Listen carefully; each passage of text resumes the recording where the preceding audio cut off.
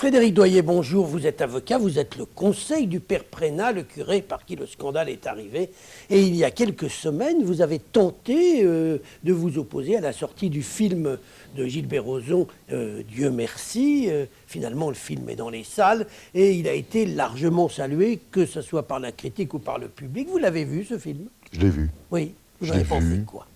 C'est un bon film, vous êtes d'accord? Écoutez, je ne vais pas porter un jugement de valeur et apporter Oh, une publicité supplémentaire à une publicité qui a été donnée autour d'une action judiciaire qui a été engagée, avec une décision qui a été rendue qui n'a pas empêché la sortie du film, mais un appel a été interjeté. Parce que la sortie de ce film, ou tout au moins le moment de la sortie de ce film, pose une question de principe qui est la question que l'on doit se poser concernant ce qu'est la présomption d'innocence.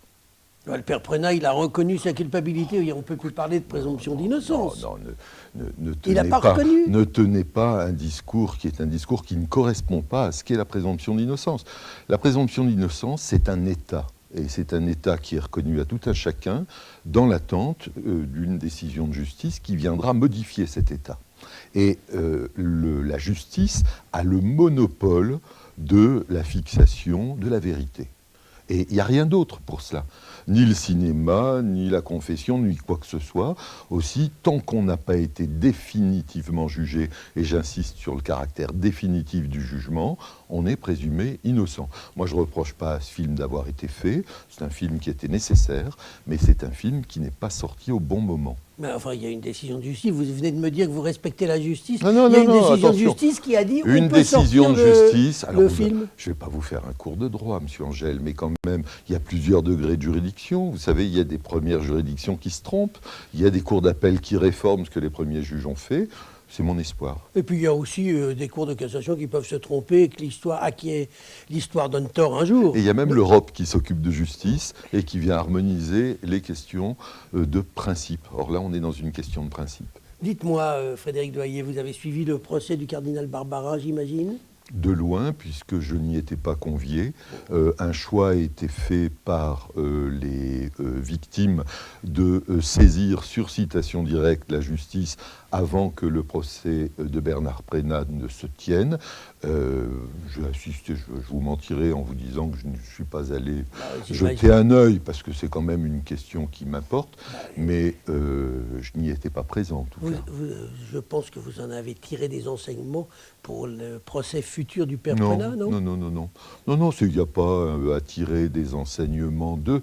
La seule chose, c'est que il est bien évident que les juges qui ont jugé le cardinal Barbarin ne pourront pas juger le père Prénat. Ça, c'est une chose. Au nom des principes, toujours, au nom du procès équitable. Et c'est un procès que je trouvais prématuré. Vous avez dit qu'on a fait payer à Barbarin ce qu'on n'a pas fait payer à De Courtrai. Oui. Oui. Et je le répète. Donc la justice s'est trompée à nouveau? Mais non. Mais non.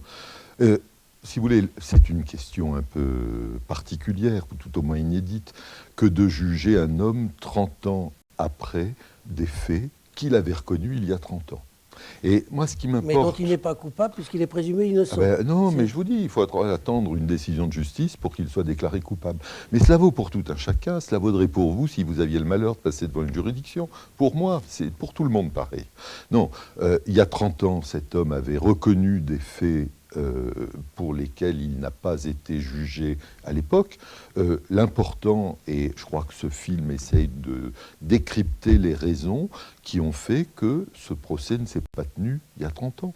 Et ça sera tout l'objet du procès Prénat, en tout cas une partie de l'objet du procès Prénat. Alors justement, est-ce qu'on sait quand est-ce qu'il va se tenir ce procès Prénat? L'instruction Prénat n'est pas close. Le dossier est au règlement pour l'instant. J'ai formé des demandes de suppléments d'informations, en l'occurrence des expertises supplémentaires. La question sera abordée très prochainement devant la Chambre de l'instruction et en toute logique, le dossier devrait être clôturé avant l'été. Vous avez parlé de règlement, alors vous me tendez une Règlement, c'est le perche. parquet, c'est un mot de droit. Oui, mais moi je vais le prendre autrement. François Ozon a dit que c'est l'évêché qui vous paye comme défenseur de Prénat. Alors, C'est votre comptable ? J'ai une grande admiration pour le cinéma d'Ozon. Depuis ses propos, j'ai moins d'admiration pour lui. Je déteste les infox, vous savez, les fake news, et je trouve qu'il est minable, et je dis bien minable, de la part d'un réalisateur de talent d'affirmer que je suis payé par le diocèse, tout simplement pour alimenter une approche un peu manichéenne des choses, avec un camp qui serait un camp prénat, presque une association de malfaiteurs, composée de ce prêtre et du diocèse, qui viendrait payer l'avocat. S'il y a bien une personne qui est autorisée à dire qui le paye, c'est moi. Ah bah, et je vous dis qu'Ozon dit une énorme connerie en disant cela. Je dis le mot connerie, vous voyez. Jusqu'où va mon exaspération par rapport à ce genre de pratique? Avant de nous quitter, Frédéric Doyen, un petit mot. Quand vous défendez le père Prénat, est-ce que vous pensez aussi aux victimes? Bien évidemment. Et comment Bien vous allez évidemment. faire pour ne pas ajouter à leur traumatisme par ce procès? Venez au procès.